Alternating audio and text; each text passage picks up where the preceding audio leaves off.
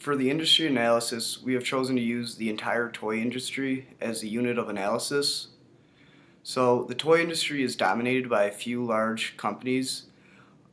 These large companies make up the biggest portion of the market share, with many smaller companies making up the remaining market share. There is a concentration ratio of 40% in the toy industry. What this means is that a few large firms make up 40% of the market share. These large firms have a high amount of power in the industry. Two of Mattel's largest competitors are Hasbro and Lego. These competitors have outcompeted Mattel in terms of paying attention to consumer preferences and trends in consumer behavior. The biggest trend being the move away from traditional toys and towards digital toys and apps. Hasbro is definitely Mattel's most direct competitor. Hasbro has done a much better job of paying attention to consumers than Mattel. Hasbro has also entered into digital gaming with apps for many of its popular board games.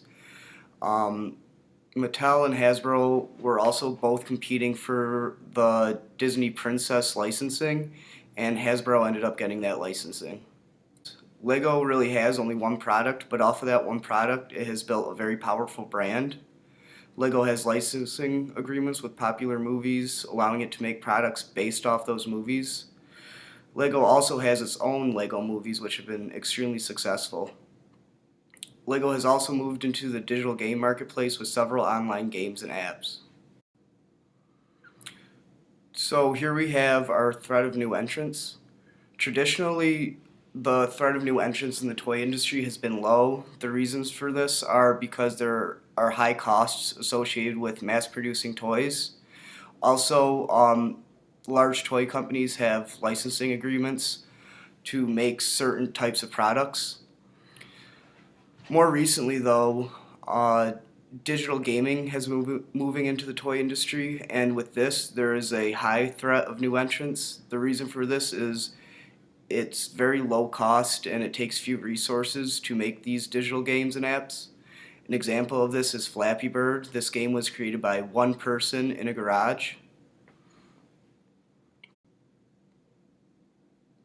So here we have our threat of substitutes. The threat of substitutes in this industry is high. Mobile devices like smartphones and tablets can act as substitutes to traditional toys. They're very popular. Most households have them, and they act as a low-cost substitute. The initial price of these devices is high, but the apps and games that people can get on them are very cheap, and most households have these devices already, so children have easy access to them. In recent years, the toy industry has been experiencing slower growth, and much of this is attributed to iPhones and other mobile devices acting as substitutes to traditional toys. Here we have our power of buyers. Buyers in the toy industry have a low to moderate amount of power. The reason for this is there are many retailers who sell toys and only a few major toy companies. The buyers that have the most power are the large ones like Walmart and Target, but even they only have a moderate amount of power.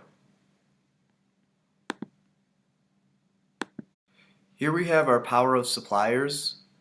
Suppliers in the toy industry do not make anything unique or hard to find.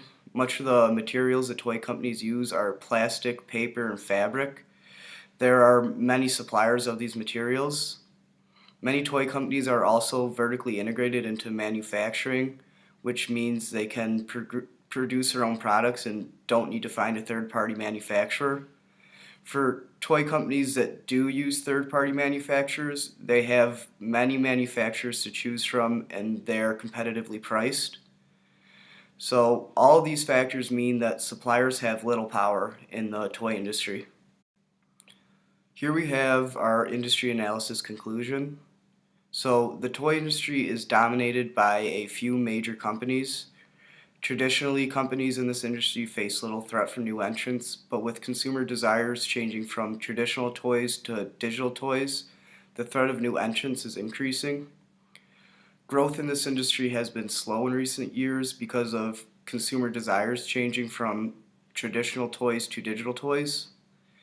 The major toy companies are all taking time to adapt to this change in consumer taste. Toy companies are also facing increasing pressure from substitutes like digital gaming, smartphones, and mobile devices. These substitutes have almost no switching costs. The threat of buyers in this industry is moderate and the threat of suppliers is low.